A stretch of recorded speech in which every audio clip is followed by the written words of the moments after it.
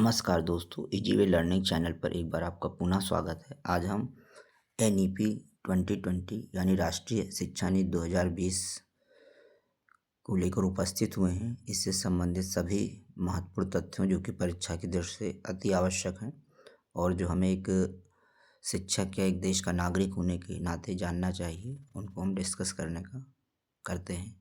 आइए इसको समझने का प्रयास करते हैं। दोस्तों, एनईपी 2020 को समझने से पहले हमें थोड़ा सा पृष्ठभूमि समझ लेना चाहिए। जब हमारा देश 15 अगस्त 1947 को आज़ाद हुआ तो हमारे देश के सामने अपनी शिक्षा व्यवस्था को उत्कृष्टता पर ले जाने के लिए हमारे सामने जो चुनौती थी, उसके अनुरूप शिक्षा व्यवस्था को बनाने के लिए अनेक चुनौतियां थी। तो देश की आज़ादी के बाद सबसे पहले जो है हमारे देश में जो है उच्च शिक्षा पर ध्यान दिया गया और उच्च शिक्षा के लिए जो है एक आयोग बनाया गया, राधा कृष्णन आयोग 1948-49 में। इसने उच्च शिक्षा में सुधार के लिए सरकार को अपने सुझाव दिए। इसके बाद 1952-53 में माध्यमिक शिक्षा में सुधार के लिए जो है माध्यमिक शिक्षा आयोग या मुदालियार आयोग का गठन किया जाता है। इसको 52-53 यानी 52 में गठित किया गया, 1952 में, और 1953 में इसने अपनी रिपोर्ट दिया। इसके बाद ये महसूस किया गया कि एक ऐसा आयोग बनाया जाए जो कि शिक्षा के सभी जो है डायमेंशंस को पर अपनी रिपोर्ट दें। इस सभी पहलुओं पर यानी व्यापक रूप से एक आयोग बनाया जाए, एक ऐसा आयोग बनाया जाए जो शिक्षा के सभी पहलुओं पर रिपोर्ट दे। क्योंकि जो 1948-49 में विश्वविद्यालय आयोग या राधाकृष्णन आयोग बनाया गया, उच्च शिक्षा के लिए बनाया गया। इसके बाद माध्यमिक शिक्षा के लिए बनाया गया।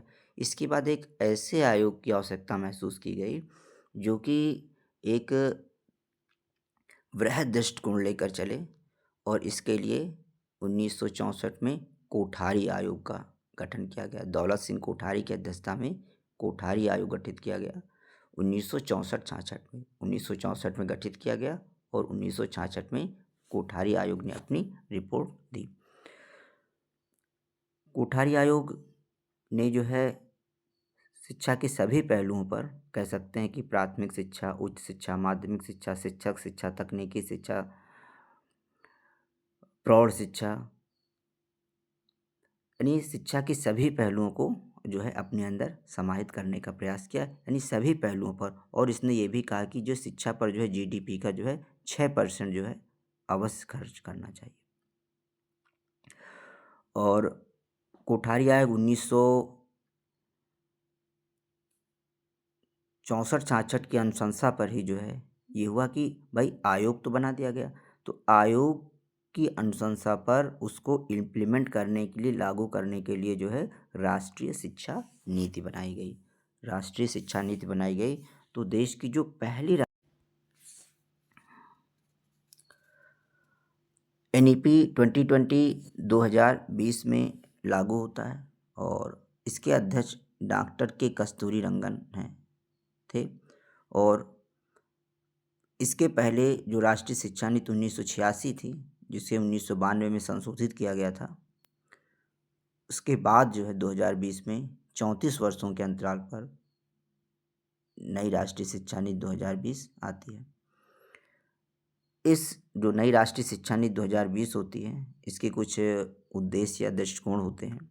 एक तो ये एक्सेस की बात करती है, समानता इक्विटी की बात करती है, क्वालिटी की बात करती है, एफोर्डेबिलिटी की बात करती है, और अकाउंटेबिलिटी की बात करती है। एक्सेस यानी पहुंच, शिक्षा को सभी तक पहुंचने पर फोकस करती है। कोई भी जो है शिक्षा से वंचित ना रहे, सभी वर्गों तक शिक्षा आसानी से पहुंच सके। समानता की बात करती है। और क्वालिटी, एजुकेशन में क्वालिटी हो, क्वालिटीफुल एजुकेशन को रिकमेंड करती है। एफोर्डेबिलिटी, और एजुकेशन ऐसी हो कि जो सब तक जो है, सभी वर्गों तक, सभी पृष्ठभूमि के लोग जो है उसको आसानी से अफोर्ड कर सकें। ऐसा ना हो कि शिक्षा बहुत महंगी हो जाए। और अकाउंटेबिलिटी, शिक्षा गुणवत्तापूर्ण होनी चाहिए। जो भी शिक्षक की नियामक संस्थाएँ हैं या शिक्षक से लेकर के जो है हायर लेवल तक के जितने भी चाहे ह्यूमन रिसोर्सेस हों या रेगुलेटरी बॉडीज़ हों, सभी को अकाउंटेबिलिटी, जवाबदेही के उनकी निश्चित होनी चाहिए। और उसके साथ जब काम किया जाएगा तो कहीं न कहीं जो है अ, शिक्षा का जो ढाँचा होगा या शिक्षा जो होगी एक बहुत ही अच्छे ढंग से विकसित हो पाएगी।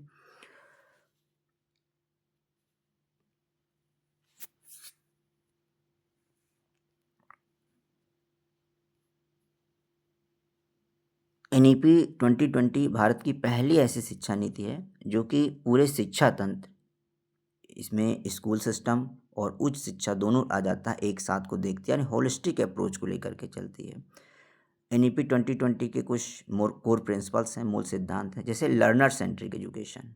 जो एनईपी 2020 लर्नर सेंट्रिक एजुकेशन है, यानी लर्नर, सीखने वाले, अधिगमकर्ता को ध्यान में रख कर के ये जो है, यानी सीखने में लर्नर केंद्र बिंदु होगा, उसको ध्यान में रख कर के जो है जो भी योजनाएँ या बनाए जाएँगे, लर्नर को ध्यान में रख कर के बनाएँगे। होलिस्टिक डेवलपमेंट की बात करते हैं, यानी सर्वांगीण विकास की। जो सीखने वाला होगा, लर्नर होगा, उसका जो है सामाजिक, मनोवैज्ञानिक, सांस्कृतिक सभी पहलू, एकेडमिक, शारीरिक, सभी प्रकार के पहलू, होलिस्टिक डेवलपमेंट की बात करता है। मल्टी डिसिप्लिनरी अप्रोचेस की बात करता है, यानी बहुविषयकता की बात करता है। ऐसा ना हो कि जो है एक कहीं न कहीं एक लाइन हो, जैसे साइंस, आर्ट, कॉमर्स, यानी सभी अप्रोच मल्टीडिसिप्लिनरी अप्रोच की वकालत करता है। फ्लेक्सिबिलिटी एंड चॉइस की भी बात करता है। यानी अभी तक क्या है, शिक्षा व्यवस्था में कहीं न कहीं फ्लेक्सिबिलिटी और चॉइस की कमी थी। जैसे कोई आर्ट ले लिया, आर्ट का मान लिया ह्यूमैनिटीज़ है, ह्यूमैनिटीज़ में कोई व्यक्ति, अगर कोई बच्चा साइंस पढ़ना चाहता है या कॉमर्स पढ़ना चाहता है, तो ऐसा नहीं कर सकता था। और किसी कारणवश अगर बीच में शिक्षा जो है बाधित हो गई, तो उसको जो है मान लिया बीए 3 वर्ष का है और उसने जो है फर्स्ट ईयर पास कर लिया और किसी कारणवश वो नहीं, जो है शिक्षा उसको पहले वर्ष ही छोड़ कर देनी पड़ी। तो कहीं न कहीं फिर उसकी 1 साल की जो पढ़ाई, जो सिस्टम जो उसने पढ़ा है, अध्ययन किया है, वो बेकार हो जाता था। तो कहीं न कहीं अब फ्लेक्सिबिलिटी चॉइस की बात की गई है। टेक्नोलॉजी इंटीग्रेशन और टेक्नोलॉजी का अधिक से अधिक उपयोग की बात की गई है।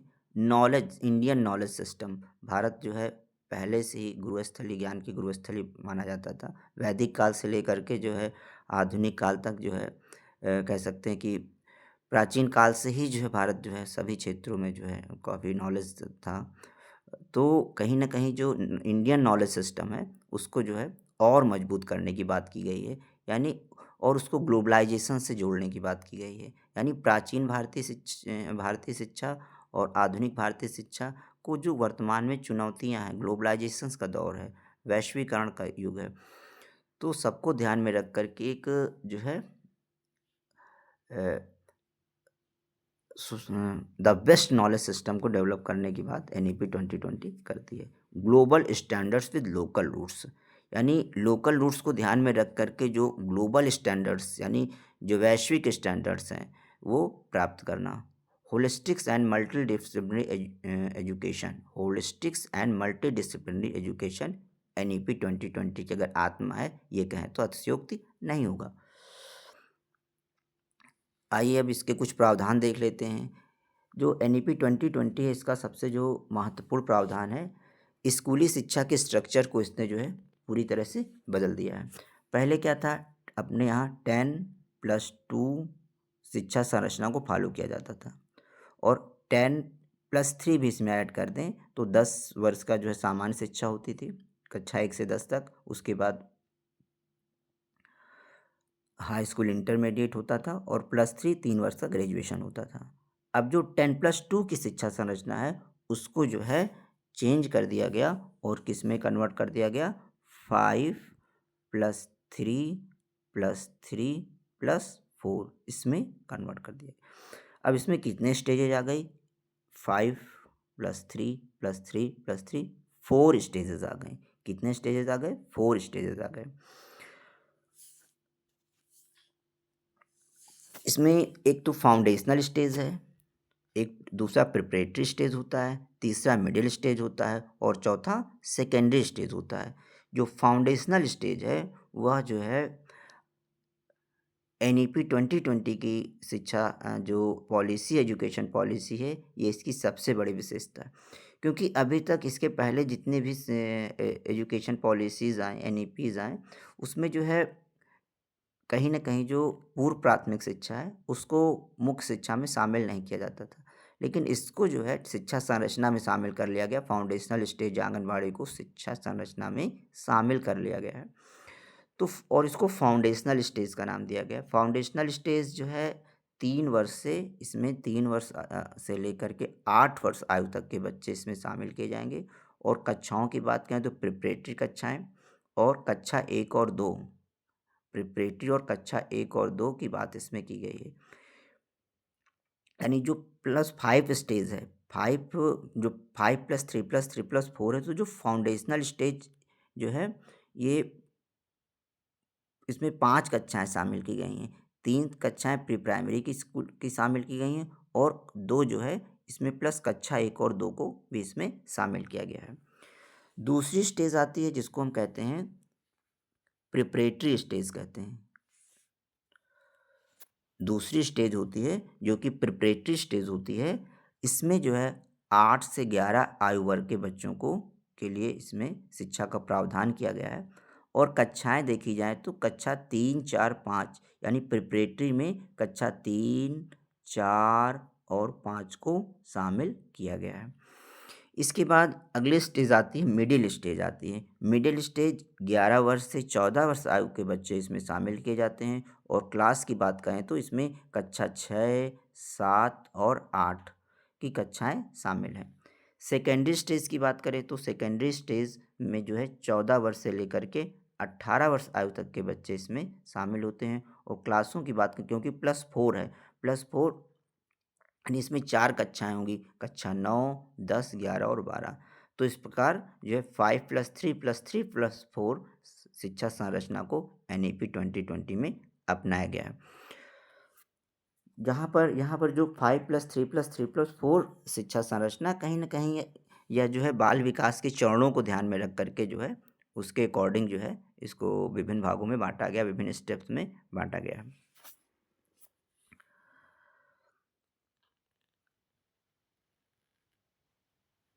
और NEP 2020 में जो है मातृभाषा या स्थानीय भाषा में शिक्षा देने की वकालत करता है ये, विशेषकर जो कक्षा 5 तक जो है और हो सके तो कक्षा 8 तक यानी शिक्षा मातृभाषा में दिया जाए।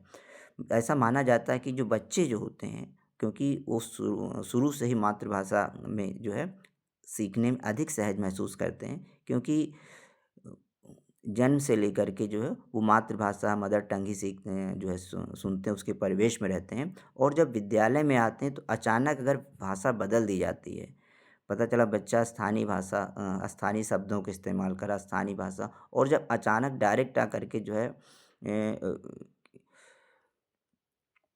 स्थानीय भाषा से कहीं अलग डायरेक्ट अलग कर दिया जाता है उसको, तो कहीं न कहीं एक बैरियर आ जाता है सीखने में। तो ये मान के NEP 2020 मानता है कि कक्षा 5 तक और वांछनीयता तो 8 तक है, शिक्षा मातृभाषा में प्रोवाइड की जाए। फिर है बहुभाषिकता को बढ़ावा देने की बात की गई, मल्टीलिंगुअलिज़्म को बढ़ावा देती है।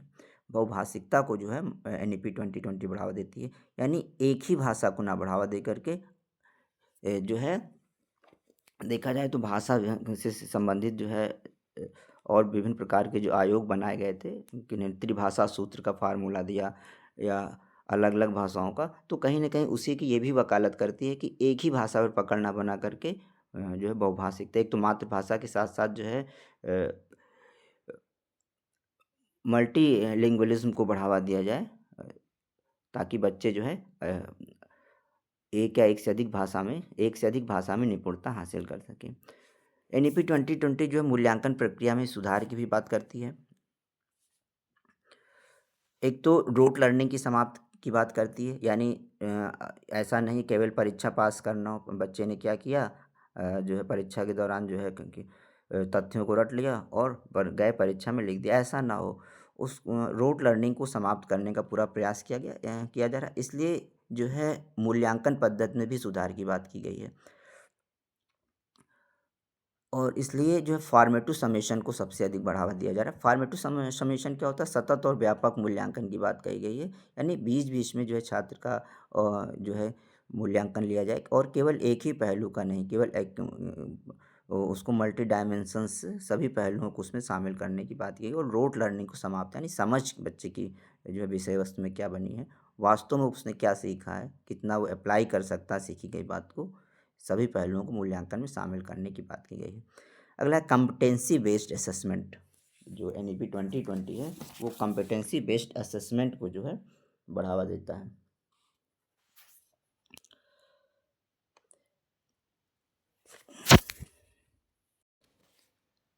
कॉम्पिटेंसी बेस्ड असेसमेंट का मतलब है कि केवल ज्ञान की परख कर लेना ही कॉम्पिटेंसी नहीं है, बल्कि विद्यार्थी क्या कर सकता है इसका आकलन किया जाए, या ना कि उसने क्या याद कर लिया है। इसमें उसने क्या नॉलेज, उसको स्किल्स कितनी, एटीट्यूड, एप्लीकेशंस, यानी उस विषय वस्तु पर उसकी कितनी पकड़ है, इसको ध्यान में रख करके जो कॉम्पिटेंसी बेस्ड असेसमेंट की बात किया जाता है।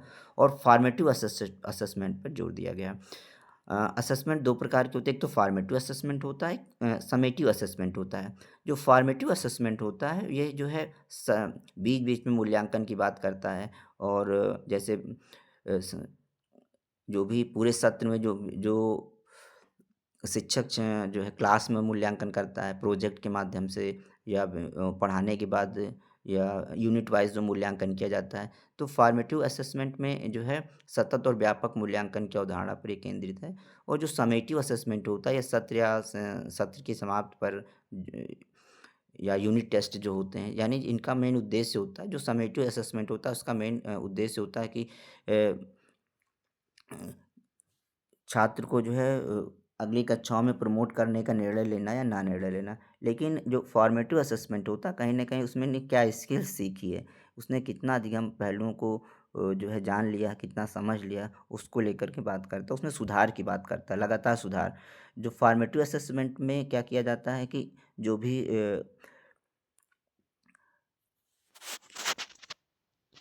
डायग्नोस करके जो भी समस्या है बच्चे की, उसको डायग्नोस करके उसको जो है ट्रीटमेंट, उसको जो है उसके उसमें सुधार करने की बात करता है फॉर्मेटिव असेसमेंट। बोर्ड एग्ज़ाम्स को लो स्टेक्स बनाना, यानी बोर्ड एग्ज़ाम को प्रेशराइज नहीं करना है। और जो इसमें फ्लेक्सिबिलिटी लाने की बात की गई, इसीलिए इसमें जोर दिया गया कि बोर्ड एग्ज़ाम साल में 2 बार आयोजित किए जाएँ और बच्चों को अंक सुधार का उसमें मौका दिया जाए। कहीं न कहीं बर्डन को, जो बोर्ड एग्ज़ाम का बर्डन होता है बच्चों पर, वो पूरी तरह से जो है कम करने की बात एनईपी 2020 में की गई है।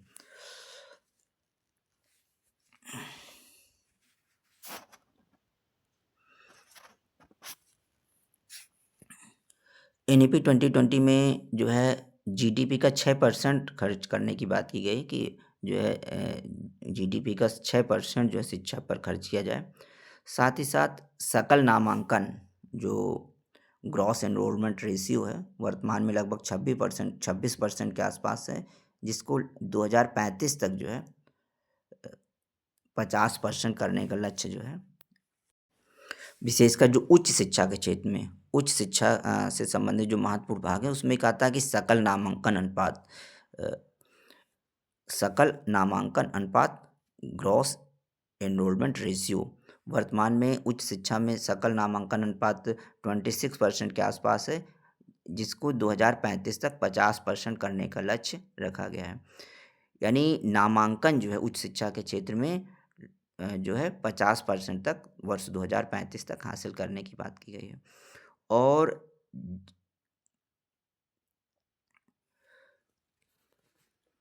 बहुविषयक शिक्षा, डिसिप्लिनरी एजुकेशन की बात जो है एनईपी 2020 करता है उच्च शिक्षा के क्षेत्र में भी, यानी आर्ट्स का साइंस कॉमर्स की दीवारें अब समाप्त करने की बात की गई है और लिबरल एजुकेशन को बढ़ावा देने की बात की गई है।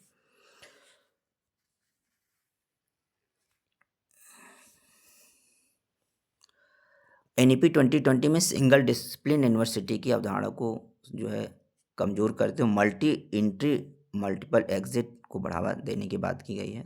और यानी सिंगल डिसिप्लिन यूनिवर्सिटी के स्थान पर जो है ऐसी यूनिवर्सिटी बनाई जाए जो कि जो है सभी पहलुओं को अपने अंदर समाहित करें। और multi entry multiple exit MEME, multi entry multi exit जो है NEP 2020 के एक महत्वपूर्ण जो है बिंदु है, विशेषकर उच्च शिक्षा के क्षेत्र में। अभी तक होता क्या था कि जैसे 4 साल की पढ़ाई या 3 साल का सामान्य BA BSc या BCom है या इंजीनियरिंग का कोई कोर्स बच्चा कर रहा है, तो होता क्या था कि अगर किसी कारणवश 1 साल हमने पढ़ लिया, 2 साल पढ़ लिया, और तीनों साल होता था कि अगर जब तक पूरे वर्ष पूरे सभी निर्धारित सभी वर्षों को कंप्लीट नहीं किया जाता था, जैसे ग्रेजुएशन 3 वर्ष का, अगर तीनों वर्ष नहीं पढ़ाई पूरी की, तो उसका जो पहला वर्ष पढ़ लिया या दूसरा पढ़ लिया तो बेकार चला जाता था। अब इसमें अगर 1 वर्ष की पढ़ाई कंप्लीट कर दी है तो सर्टिफिकेट मिल जाएगा, अगर 2 वर्ष की पढ़ाई कंप्लीट की डिप्लोमा मिल जाएगा, और 3 वर्ष की पढ़ाई पूरी की तो डिग्री, और यानी अगर कंप्लीट पूरा कोर्स कर लिया है तब डिग्री मिल जाएगी, नहीं तो डिप्लोमा सर्टिफिकेट जो है जिस स्तर तक की पढ़ाई की है उसके अकॉर्डिंग दिया जाएगा।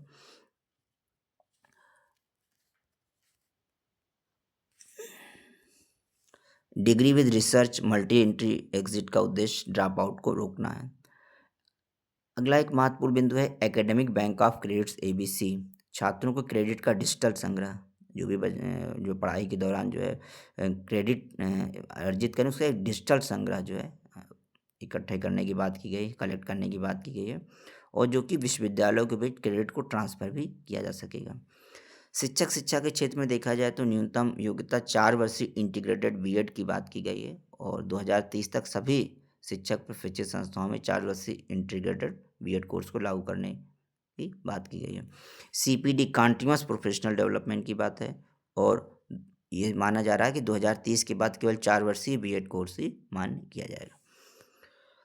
पूर्ण बात ये भी है कि नियामक सुधार रेगुलेटरी फ्रेमवर्क जो है यानी जो भी नियामक संस्थाएं उनमें सुधार की बात की गई है। अभी तक जैसे UGC है, NCT है, AICTE है, ये सब अलग अलग मोड में कार्य करती हैं। तो ये हो रहा कि इनको एक अम्ब्रेला ढांचे के नीचे, इनको एक ढांचे के नीचे, एक छत के नीचे लाने की बात की गई है, ताकि कहीं ना कहीं कोऑर्डिनेशन की कमी ना हो और ये अधिक समन्वय और तालमेल के साथ काम कर सकें।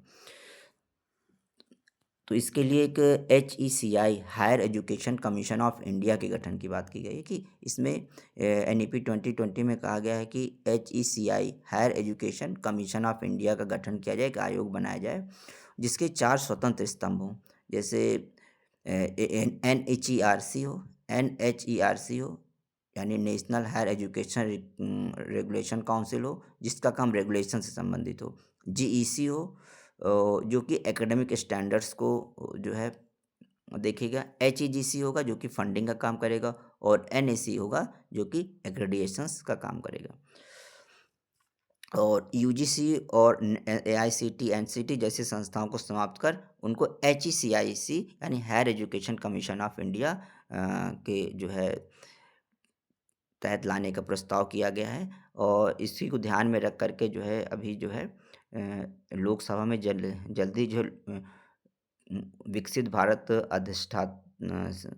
विकसित भारत अधिष्ठाता बिल को जो है प्रस्तुत किया गया है शिक्षा के क्षेत्र में, और इसमें कहीं ना कहीं ये जो बिल लाया गया है ये NEP 2020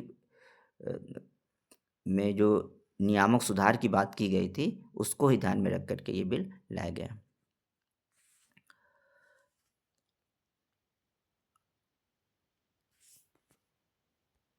NEP 2020 में अनुसंधान और नवाचार रिसर्च एंड इनोवेशंस को भी ध्यान में रख करके एक नेशनल रिसर्च फाउंडेशन NRF का गठन की बात की गई है, और विश्वविद्यालयों में शोध संस्कृत को बढ़ाया जाए, फंडिंग इंटरडिसिप्लिनरी रिसर्च इन सब पर भी कार्य करने की बात करती है। NEP 2020 समावेशिता और समानता इक्विटी एंड इंक्लूजन्स की बात करती है। सोशियो इकोनॉमिकली डिसवांटेड जो ग्रुप हैं, यानी जो सामाजिक या आर्थिक रूप से जो अलाभान्वित समूह अभी तक रह गए उनको जो है एक साथ लाने की बात किया जा रहा है। जेंडर इंक्लूजन फंड या स्पेशल एजुकेशन जोन्स बनाने की बात की जा रही है, और तकनीकी और डिजिटल शिक्षा को बढ़ावा देने के लिए एक नेशनल एजुकेशन टेक्नोलॉजी फर्म के गठन की बात करती है, और ऑनलाइन लर्निंग की बात करती है। जिसमें मूक्स है, स्वयं है, दीक्षा जैसे ऑनलाइन प्लेटफॉर्म विकसित किए गए हैं जो ऑनलाइन कोर्स को संचालित करते हैं।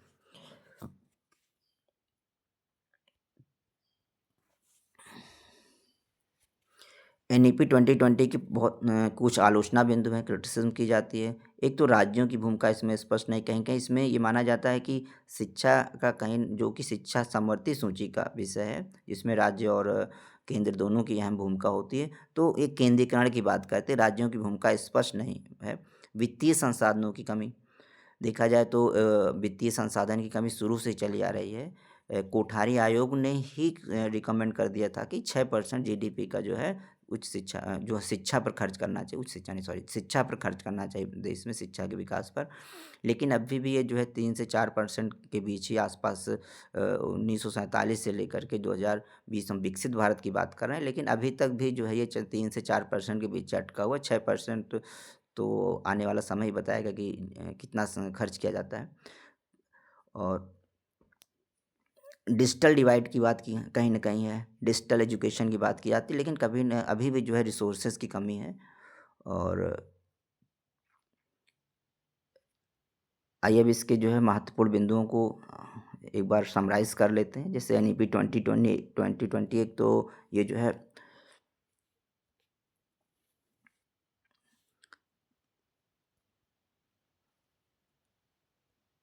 एनईपी 20 लर्नर सेंट्रिक जो है यानी सीखने वाले पर केंद्रित करता है। और 5+3+5+3+3+4 शिक्षा संरचना जो है वो बाल विकास को ध्यान में रख कर के जो है डिज़ाइन किया गया है। ग्रास इनरोलमेंट रेशियो जो है 50% लाने का लक्ष्य रखा गया है। और मल्टी डिसिप्लिनरी एजुकेशन इसका मुख्य आधार है। और multi entry exit drop out इसका समाधान है।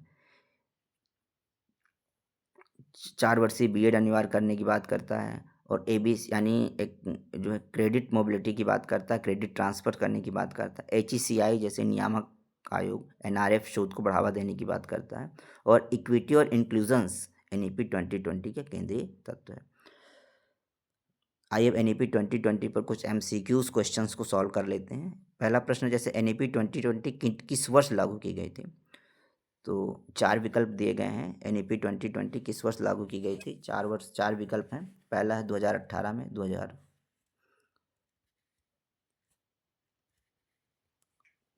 2018, 2019, 2020, 2021। एनईपी 2020 को जो है 2020 में लागू किया गया था। एनईपी 2020 1986 के बाद 34 वर्षों के बाद 2020 में लागू की गई।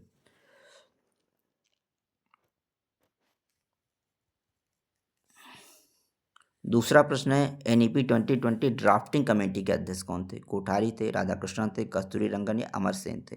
तो इसका सही विकल्प है कस्तूरी रंगन थे। डॉक्टर के कस्तूरी रंगन इसके अध्यक्ष थे। तीसरा प्रश्न है, एनईपी 2020 ने किस पुरानी नीति को प्रतिस्थापित किया? यानी एनईपी 2020 जो लाई गई किस राष्ट्रीय शिक्षा नीति के स्थान पर लाई गई? तो ये जो है ऑप्शन दिए गए 1968, 1978, 1986, 2005। तो एनईपी 2020 जो है वह 1986 की राष्ट्रीय शिक्षा नीति को के स्थान पर लाई गई। यानी एनईपी 2020 के पहले राष्ट्रीय शिक्षा नीति 1986 चल रही थी, जिसको 1992 में संशोधित किया गया था।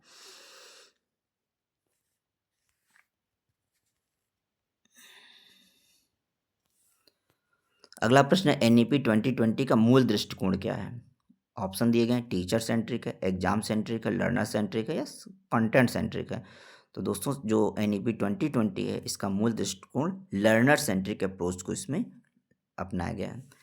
अगला प्रश्न है कि 5+3+3+4 5+3+3+4 संरचना किस आधार पर है?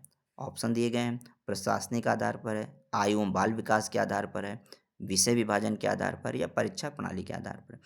जो एनईपी 2020 में 5+3+3+4 शिक्षा संरचना को अपनाया गया है वो आयु एवं बाल विकास के आधार पर है।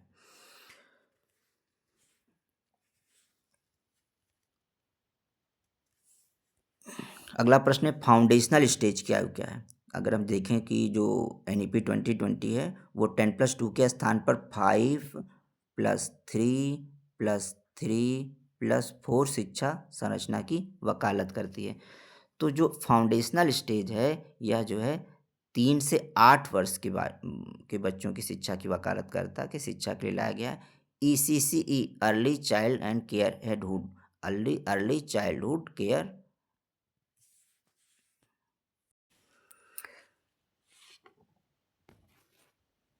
ईसीसीई यानी early childhood and care education, ये जो है एनईपी में फाउंडेशनल स्टेज को बताता है। ईसीसीई यानी प्रारंभिक बाल्यावस्था एवं देखभाल शिक्षा, और इसमें ईसीसीई के 3 साल और कक्षा 1 और 2 शामिल है। अगला प्रश्न है कि मातृभाषा में शिक्षा की सिफारिश की गई है। ऑप्शन है कक्षा 2 तक, कक्षा 5 तक, कक्षा 8 तक, पूरी स्कूल में। तो देखा जाए मातृभाषा की सिफारिश यानी कक्षा 8 तक की गई है, कक्षा 5 तक और कक्षा 8 तक वांछनीय रखा गया है इसको।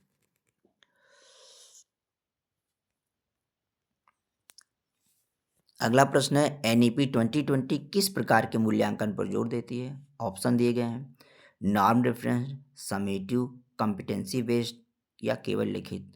तो दोस्तों एनईपी 2020 जो है वो कॉम्पिटेंसी बेस्ड मूल्यांकन की बात करता है।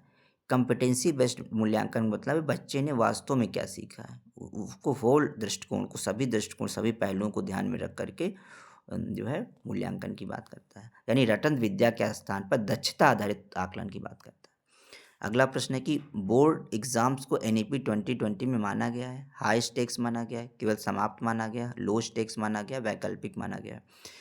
बोर्ड एग्जाम को एनईपी 2020 में लो स्टेक्स माना गया है। इसका अर्थ है कि परीक्षा दबाव को कम किया जाए, और परीक्षा दबाव को कम करने के उद्देश्य से ही जो है साल में 2 बार बोर्ड परीक्षा कराने का प्रावधान किया गया, जिसे सीबीएसई ने लागू भी कर दिया है। और आने वाले समय में और जो राज्य बोर्ड हैं या अन्य बोर्ड हैं वो भी उम्मीद करते हैं जल्दी इसको लागू कर देंगे।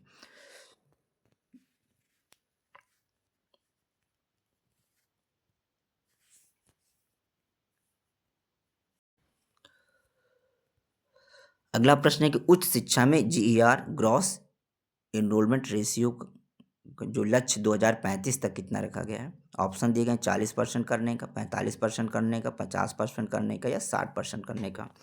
तो उच्च शिक्षा के क्षेत्र में जो जीईआर है वो 2035 तक 50% करने का लक्ष्य रखा गया है। अगला क्वेश्चन है कि मल्टी डिसिप्लिनरी एजुकेशन का क्या अर्थ है। ऑप्शन दिए गए हैं एक विषय में गहराई, विषयों का एकीकरण, केवल तकनीकी शिक्षा या व्यावसायिक शिक्षा। जो मल्टी डिसिप्लिनरी एजुकेशन का अर्थ होता है वह है कि विषयों का एकीकरण, यानी आर्ट, साइंस, कॉमर्स की दीवारों को समाप्त करने की बात इसमें की गई है।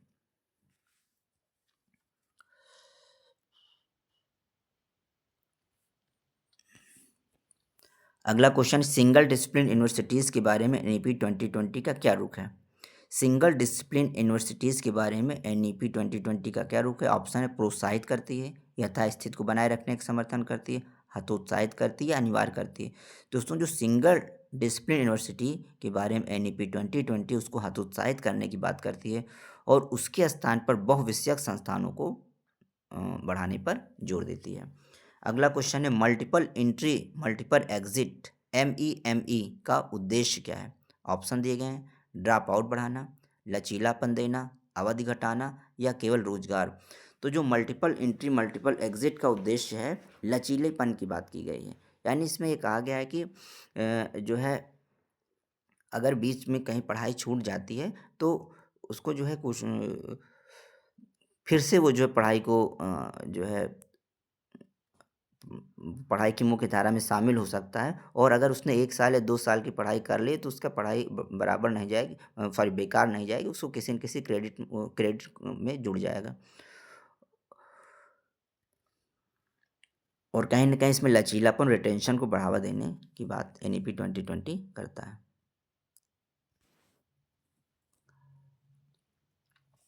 अगला प्रश्न है कि 1 वर्ष के बाद कौन सी योग्यता प्रदान की जाएगी। Diploma, degree, certificate, research.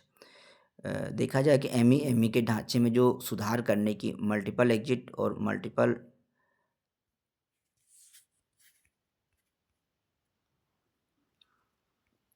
जो मल्टीपल एंट्री और मल्टीपल एग्जिट में ढांचे के सुधार के लिए जो है ये माना गया कि अगर 1 वर्ष तक पढ़ाई की है किसी बच्चे ने, 1 वर्ष तक पढ़ाई की है तो उसको जो है सर्टिफिकेट दिया जाएगा। अगर उसने 2 वर्ष की पढ़ाई की तो डिप्लोमा दिया जाएगा। अगर 3 वर्ष की पढ़ाई पूरी कर ली तो डिग्री दी जाएगी, और अगर 4 वर्ष का पूरा ग्रेजुएशन कोर्स उसने कंप्लीट कर लिया है तो रिसर्च विद ग्रेजुएशन की डिग्री प्रदान की जाएगी। अगला क्वेश्चन है कि 4 वर्ष के बाद क्या प्रदान किया जाएगा? Diploma, degree, degree with research, PhD. तो एनईपी 2020 में ये सिफारिश की गई कि 4 वर्ष के बाद जो है, अगर 4 वर्ष की ग्रेजुएशन कोर्स स्नातक जो है इस शोध उन्मुख स्नातक डिग्री छात्र पूरा करता है तो उसको डिग्री विद रिसर्च जो है प्रदान किया जाएगा।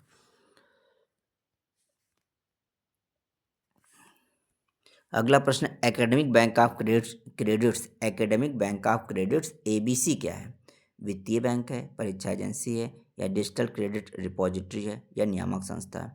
दोस्तों, academic bank of credits ABC जो है वो डिजिटल क्रेडिट रिपॉजिटरी है, यानी क्रेडिट स्टोरेज व ट्रांसफ़र है। तो क्रेडिट को स्टोर किया जाएगा और उस क्रेडिट को जो है दूसरी यूनिवर्सिटी में अगर बच्चा एडमिशन लेता है तो उसको ट्रांसफ़र भी किया जाएगा।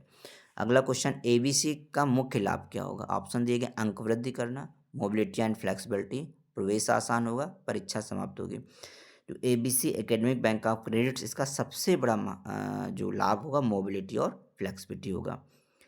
संस्थानों के बीच जो है क्रेडिट को आसानी से जो है ट्रांसफ़र किया जा सकेगा, जिससे जो है छात्र ने अगर पढ़ाई की तो उसका जो वो बेकार नहीं जाएगा, क्रेडिट उसको ट्रांसफ़र हो जाएगा और क्रेडिट उसके जो एकेडमिक में जुड़ता जाएगा। HECI का पूर्ण रूप है higher education council of India, और जो है हायर एजुकेशन के क्षेत्र में जो है शीर्ष नियामक के रूप में HECI के गठन को प्रस्तावित किया गया है।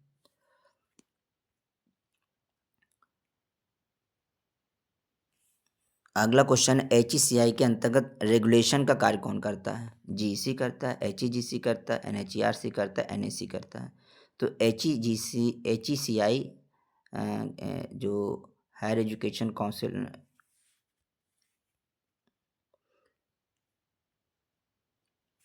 Higher education council of India है, इसके अंतर्गत जो है HECI का काम जो है रेगुलेशन से संबंधित है।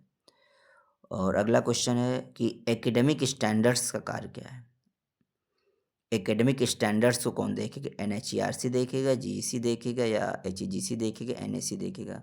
तो GEC जो होगा वो एकेडमिक स्टैंडर्ड्स को देखेगा, मानक तय करेगा।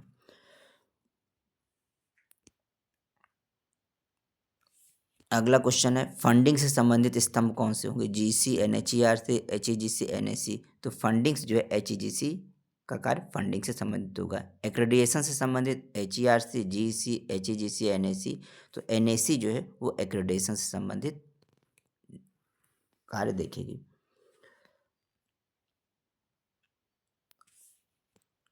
अगला क्वेश्चन है कि नेशनल रिसर्च फाउंडेशन NRF का उद्देश्य क्या है? शिक्षक भर्ती करना है, परीक्षा सुधार करना, शोध व नवाचार है, या पाठ्यपुस्तक है?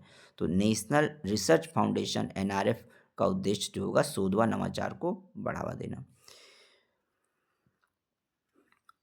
इक्विटी एंड इंक्लूजन के अंतर्गत क्या शामिल है? SCDGs, या केवल SC/ST, केवल महिला, केवल अल्पसंख्यक? तो NEP 2020 में इक्विटी एंड इंक्लूजन्स के अंतर्गत socio economically disadvantage group SEDGs को शामिल किया गया है। अगला क्वेश्चन है, जेंडर इंक्लूजन फंड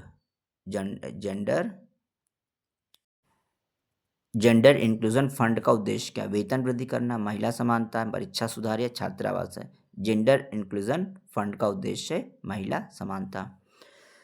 अगला क्वेश्चन, स्पेशल एजुकेशन जोन्स का क्या लक्ष्य होगा? शहरी क्षेत्र होगा, निजी संस्थान होगा, वंचित क्षेत्र होगा, या केवल IITs होंगे?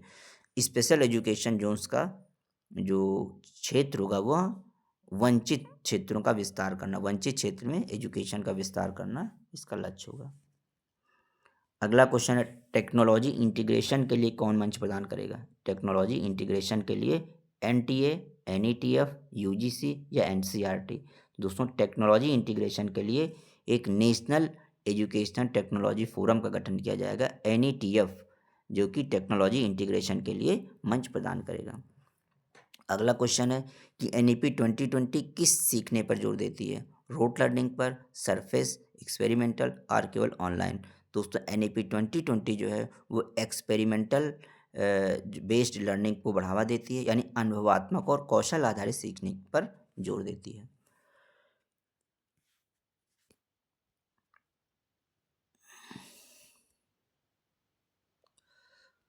अगला क्वेश्चन है कि इंडियन नॉलेज सिस्टम का क्या उद्देश्य है? केवल परंपरा, आधुनिकता से विरोध, स्थानीय ज्ञान का समावेश या पाठ्यभार? जो इंडियन नॉलेज सिस्टम है इसका उद्देश्य है स्थानीय ज्ञान का समावेश करना। अब NEP 2020 के महत्वपूर्ण बिंदुओं को पुनः एक बार हम दोहरा लेते हैं। NEP 2020 एक तो लर्नर सेंट्रिक एजुकेशन की बात करता है, और 1986 के बाद जो है 34 वर्षों के बाद 2020 में NEP 2020 लाया गया। 5+3+3+4 शिक्षा संरचना बाल विकास पर केंद्रित है। पहले 10+2 शिक्षा संरचना होती थी, उसके स्थान पर अब 5+3+3+4 शिक्षा संरचना को अपनाया गया है। और ग्रॉस एनरोलमेंट रेशियो को उच्च शिक्षा में 50% करने का लक्ष्य रखा गया है वर्ष 2035 तक। और मल्टी डिसिप्लिनरी एजुकेशन मुख्य आधार है। Multiple entry exit drop out की बात कही गई है। ABC यानी एकेडमिक बैंक ऑफ क्रेडिट, जो है क्रेडिट मोबिलिटी है। 4 वर्षीय B.Ed स्नातक अनिवार्य करने की बात की गई। और HECI higher education council of India एक नियामक आयोग बनाने की बात HECI करता है, ताकि जो उच्च शिक्षा के नियामक संस्थाएं जैसे UGC है, NCT है, AICTE है, ये एक अम्ब्रेला के नीचे आ जाएं। एक छत के नीचे आने से क्या होगा, कहीं ना कहीं इनका नियमन करना, समन्वय करना और उस शिक्षा को अधिक जो है